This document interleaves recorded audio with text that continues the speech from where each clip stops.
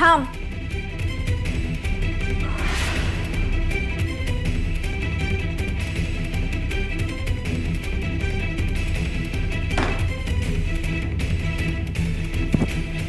घे भिकारणे, घे. ठेव तुलाच. आणि ह्या कपड्यांवरच समाधान मान. पण तुला फक्त एवढंच मिळणार आहे. सावकार फक्त माझेच आहेत.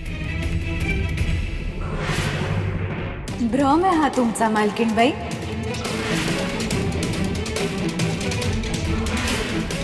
सुख असं ओरबाडून खेचून मिळत नाही. आणि मालक नाईलाजाने तुमच्या जवळ असतीलही, पण फक्त शरीराने, मनाने नाही. मनाने ते कोणाजवळ आहेत ते आत्ताच कळलं नाही का? त्यांचं मन माझ्याजवळ आहे, फक्त माझ्याजवळ. आणि ते तुम्ही हिसकावून घेऊ शकत नाही, कारण ते माझ्यात एकरूप झालंय.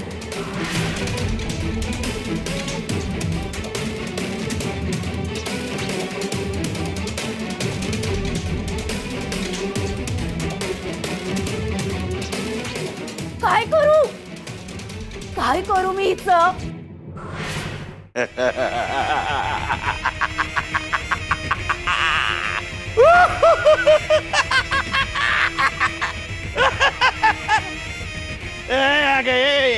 मनोरमे एरंडेल पेलेवानी काय चेहरा केलाय? काय बघती असं? अगं चंद्रावानी मोकळा तुझा, त्यावर अशी अमावस्या का पसरलीये मनोरमे? इकडं बघ. आपल्याला जो कागद पाहिजे होता तो मिळालाय. मनोरमे आता ते गबाड इथभर अंतरावर आहे. आनंदाचा दिस आहे, आनंदाचा. आणि काय थोबाड केलंय तू मनोरम? मग हे वाच, थांब मी आज सांगतो तुला.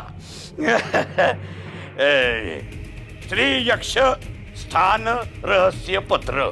या भुई खाली स्थित असलेले गुहास्थान, याचे संरक्षण यक्ष यंत्रानं केलं आहे.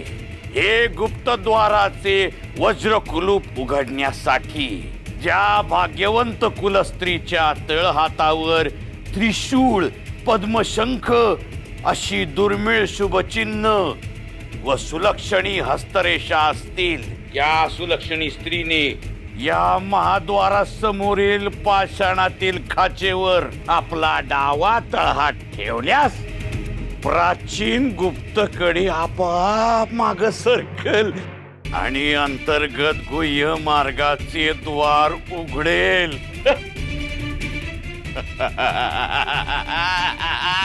मनोरमे म्हणजे आपण खजिन्यापर्यंत पोहोचलो.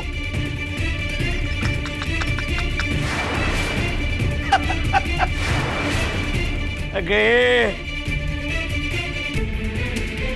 एवढ्या मोठ्या गुपितापर्यंत पोहोचलोय आपण. आणि हे काय तुझ्या चेहऱ्यावर सुतकी भाव कसा पाहिजे? बाबाजी महाराज, गुप्तद्वाराच्या हाताच्या खाचेवर सखूचा हात ठेवावा लागेल. म्हणजे सखूला जिवंतच ठेवावं लागेल ना.